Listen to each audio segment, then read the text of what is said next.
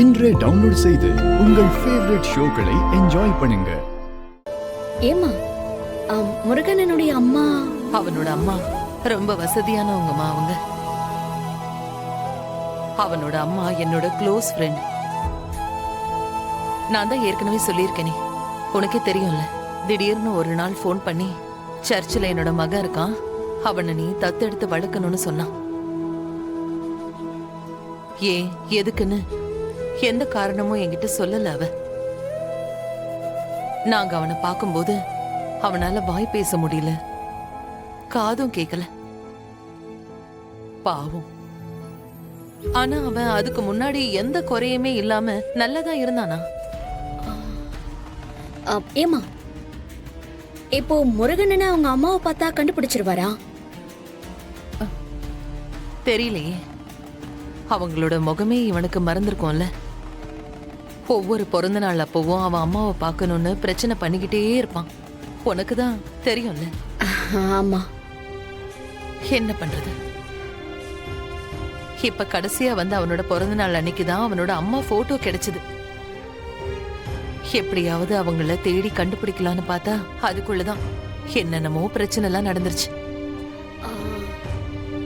அம்மா, இப்போ அந்த போட்டோ எங்க இருக்கு? நம்ம வீட்டுலதான் இருக்கு. எனக்கு அந்த போட்டோவை பார்க்கணுமா? வேணும்னா நம்ம முருகனை வீட்டுக்கு போய் எடுத்துட்டு வர சொல்லட்டுமா? ஐயோ அம்மா, அதெல்லாம் வேண்டாம், நானே பாத்துக்கிறேன். அக்கா தான் கால் பண்றா. அக்கா. அஞ்சலி, எங்க இருக்கீங்க? அந்த பிரச்சனை என்னாச்சு? அக்கா, நடந்த சண்டையில அண்ணனுக்கு கையில அடிபட்டுச்சுக்கா. என்னது? எலும்புல லேசா கிராக் விழுந்திருக்குன்னு டாக்டர் சொன்னாங்க. அதுக்கு தான் ட்ரீட்மெண்ட் பண்ண வந்திருக்கோம். ஐயோ, ரொம்ப அடியா? வேற என்ன சொன்னாரு டாக்டர்? பயப்படுற அளவுக்கு ஒண்ணும் இல்லக்கா. சரி, நீ ஹாஸ்பிட்டல் அட்ரஸ் அனுப்பி வை. ஆபீஸ்ல லீவ் சொல்லிட்டு நேரா அங்கேயே வரேன். சரிக்கா. சரிக்கா, நான் அட்ரஸ் அனுப்பி வைக்கிறேன். சரி.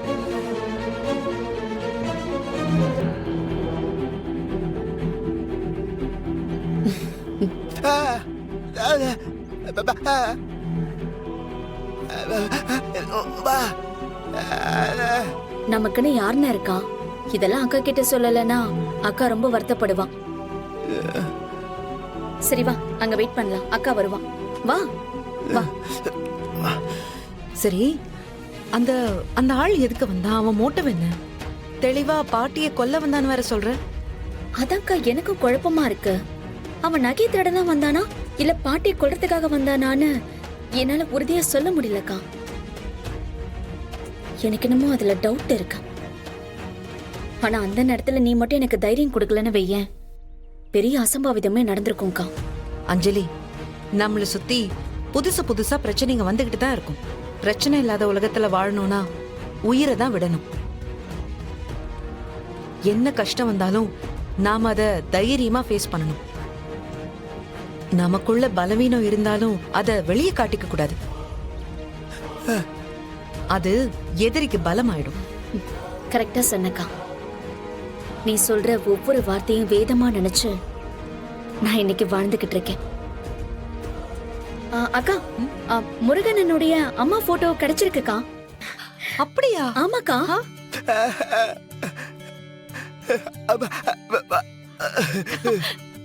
அதை எடுத்துட்டு வந்தா அந்த அம்மா எங்க இருக்காங்கன்னு நம்ம கண்டுபிடிக்கலாம்ல. ஒரு வேளை உயிரோட இருந்தா நம்ம கூட்டிட்டு வந்துடலாம்ல. ஆமா. வாங்க மாப்ள. அத்தை, என்ன? அஞ்சலி இங்க?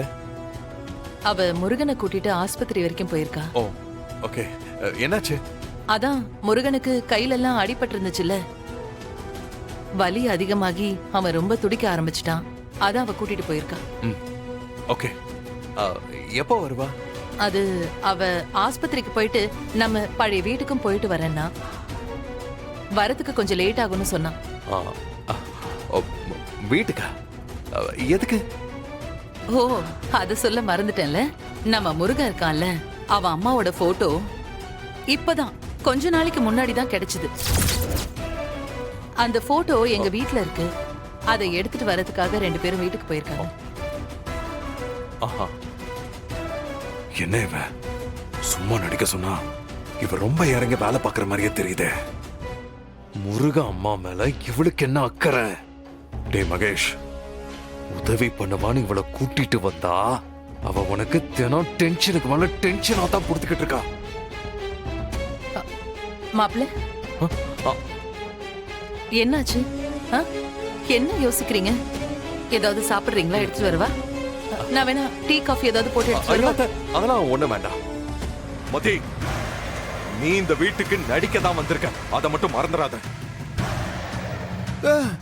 ஆ ஒன்றும் இல்லை, நான் ஒரு நிமிஷம் வரேன்.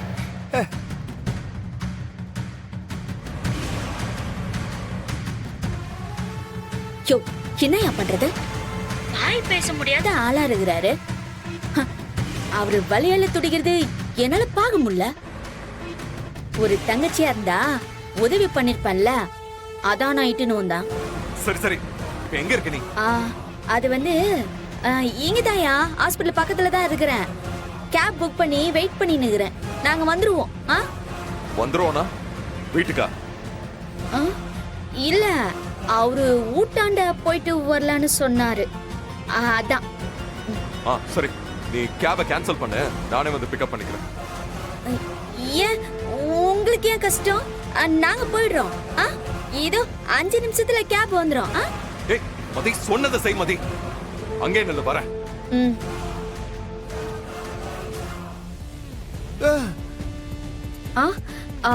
ஒண்ணு இல்லண்ணா, அவர் வந்து கூட்டிட்டு போறேன்னு சொன்னாரு.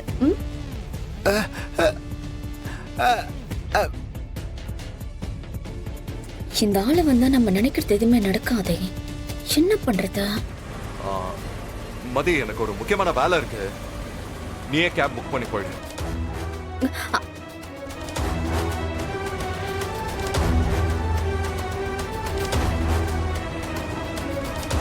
போட்டோ தேடியா போறீங்க?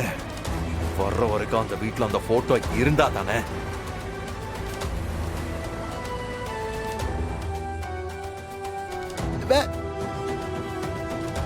அவரு வேற எங்க மீட்டிங்க்கு போகணும்னு சொன்னாரு. இரு, நான் திரும்ப கேப் புக் பண்றேன்.